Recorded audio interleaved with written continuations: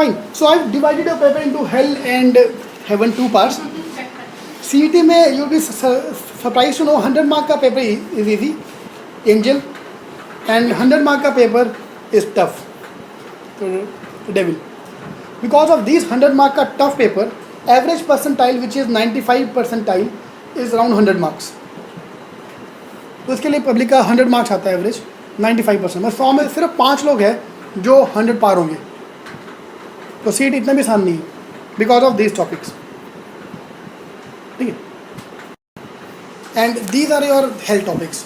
Number 1 is visual reasoning, जो पिछले 10 साल से 30 मार्क कर रहे हैं. पहला मॉक क्या तुम 10वें मॉक में भी देखोगे, यही प्रॉब्लम तुम्हारी बार बार आने वाली है. 30 मार्क का विजुअल और 20 मार्क का verbal reasoning. So on average 20 marks. So these are the two main areas जो 50 मार्क का है. And trust me the best part is almost every coaching institute recommends कि ये 2 टॉपिक छोड़ दो. ठीक है, ये 50 मार्क का पेपर छोड़ दो, इसके ऊपर खेलो. यार तुम्हारा 150 मार्क पर तुम खेलोगे तो 150 स्कोर कहाँ से आने वाला है. अगर तुमने ये 2 टॉपिक छोड़ दिया तो टॉप 4 भी छोड़ दो. फाइन. अगर जे भी जाना है तो ये 2 टॉपिक पे करना पड़ेगा. And that is why sitting started because of these 2 topics. We started sitting on the canteen of JB. I taught these 2 topics. Day 1 एक, डे 2 दूसरा. एंड आई चार्ज 1000 रुपीज़ का fees. I had 8 students in the canteen of JB.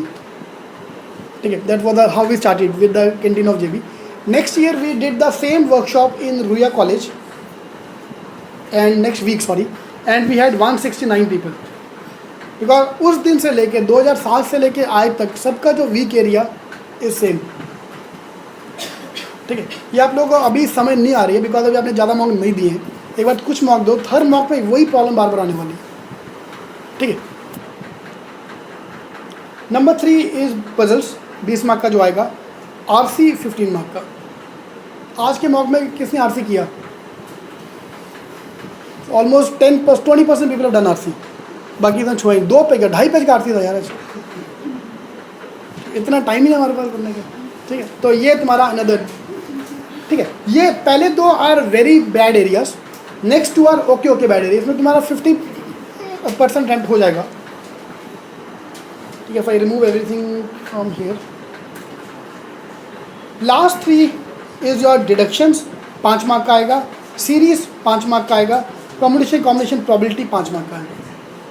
ये तुम्हारा 100 mark का जो paper है जो गंदा है. ठीक है.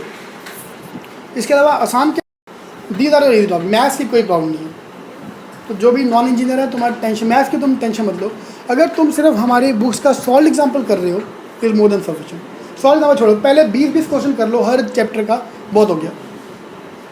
ठीक है, तुम्हारी लॉजिक का मैथ्स का पूरा बुक इज 1 क्वेश्चन ईच. ठीक है, लॉजिक का एक चैप्टर तुम्हारा 5 मार्क का है. एंड अनफॉर्चुनेटली कोचिंग में अभी भी तुम्हारा 70% time is spend on maths for CET. उससे एक बार पूछो यार CET कितने मार्क का आता है, दे हैव नो आइडिया.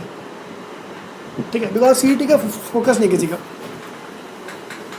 ठीक है.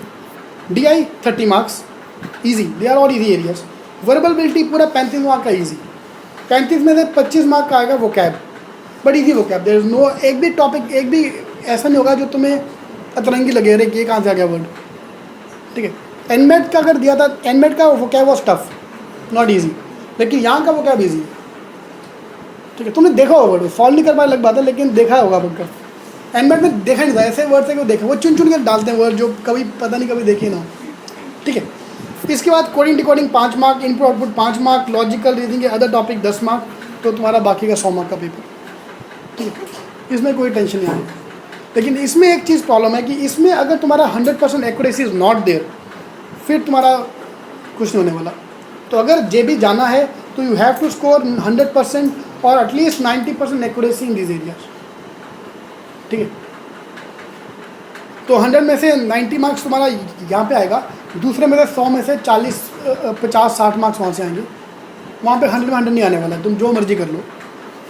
ठीक है, but this is your main scoring sheet. ठीक है. Fine. So if I just give you overview about each of this. Visual reasoning में टिपिकल क्वेश्चन जो ये वाले थे 30 मार्क के क्वेश्चन. ठीक है, ये 30 मार्क का आएगा, जिसमें एक क्वेश्चन करने में, if I look at this question, there are 6 elements in 1 box. And there are 5 boxes, तो 30 एलिमेंट यहाँ पे है और प्रॉब्लम अराउंड 40 एलिमेंट्स इसमें है। एक एक एलिमेंट को अगर तुम देखोगे सिर्फ, it take you 40 seconds solve कब होगा। So I'll be taking total 10 workshop on each of these areas on this area because you need those workshops. ठीक है, ऑनलाइन 20 है, 10 will do here and 10 will do online. Verbal reasoning second most problem. इसका problem क्या है कि इसमें इतना बड़ा क्वेश्चन आएगा जिसको सिर्फ पढ़ने में विल टेक यू 1 मिनट का टाइम, और एक्यूरेसी इज हाफ। एक्यूरेसी भी नहीं है, टाइम भी लग रहा है, तो पब्लिक बोलता छोड़ दो, 20 मार्क का छोड़ दो, कोई टेंशन नहीं है। सर ने कहा था 180 अटेम्प्ट करके आना, तो ये 20 मार्क का छोड़ के हम बाकी अटेम्प्ट करके आएंगे। ठीक है यार, I know this topic is tough, but 20 में से 12 क्वेश्चन आसान हो गए, वो तो करो। ठीक है, तो आज के बाद कोई भी टॉपिक छोड़ना नहीं है। ठीक है, and right now we have time, अभी टाइम है तो अपन सब कुछ करेंगे, बाद में अपन देखेंगे क्या छोड़ना है क्या नहीं छोड़ना। ठीक है, once we going to the Feb का फेज, फेब 15 के आसपास, I will make you make a chart of yourself, the areas you are 1/5, 3/5, 5/5। अभी नहीं करना, बाद में, अभी तुम्हें पता नहीं कि तुम कहाँ पे हो। Let's give a few मॉक्स। ठीक है, घर पे बैठ के मैथ्स आती है, लेकिन मॉक में मैथ्स सॉल्व नहीं हो पाती। So even though maths was strong area, मैं इंजीनियर हूँ, मैथ्स तो हमें बचपन से आता है, तो लेकिन मार्क्स क्यों नहीं आते फिर। ठीक है, तो वो बताओ। ठीक है, तो we will, this is on the basis of your mock scores, not on the basis of your perception of that area. ठीक है, you will be surprise to know you might be one of them जिसका maths strong है, लेकिन English में scoring more marks, even though is suppose to be maths का strong area. So all this thing will find out in this phase, क्या मेरा week है, क्या मेरा ये है, क्या मेरा वीक। तो जब अपन वो 40-40 स्ट्रैटेजी लगाएंगे, तो उसमें पहले अपन ये उठाएंगे, do this question first, then this question, अगर टाइम बचा तो ये क्वेश्चन। तो ये क्वेश्चन वो वाले थे जो वैसे भी तुम्हें छोड़ने वाले थे। Are you with me? Fine, so within your one section of the paper, we'll do these question first by doing the scanning part, and then this question, and this question, ताकि तुम्हारा वो छूटेगा जो तुम्हें वैसे भी नहीं आने वाला था। ठीक है, अरेंजमेंट पजल्स का 20 क्वेश्चन। कैट से difficult puzzles were there in CMAT, CMAT से टफ पजल तुम्हारी सीईटी बनने वाली है। 20 में से 10 मार्क का इजी, 10 मार्क का टफ, हर साल 2 पजल्स टफ आती है।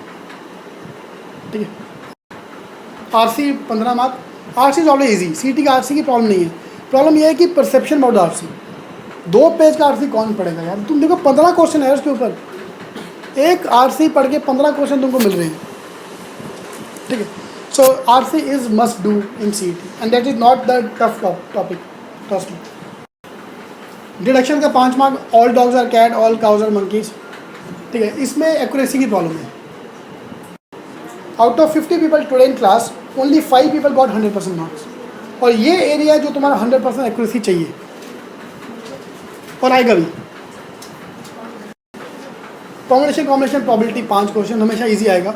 आज का पेपर थोड़ा टफ था, उल्टा 2010 में थोड़ा टफ आया था पीएनसी। एंड लास्ट इस सीरीज़ के 5 क्वेश्चन जिनमें समझ में करना क्या है।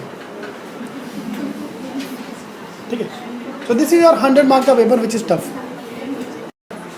सो these are your health topics जिसको तुम्हें अपने आप को बचाना है, और अगर इसके ऊपर करना है तो तुम्हें अभी ही करना पड़ेगा।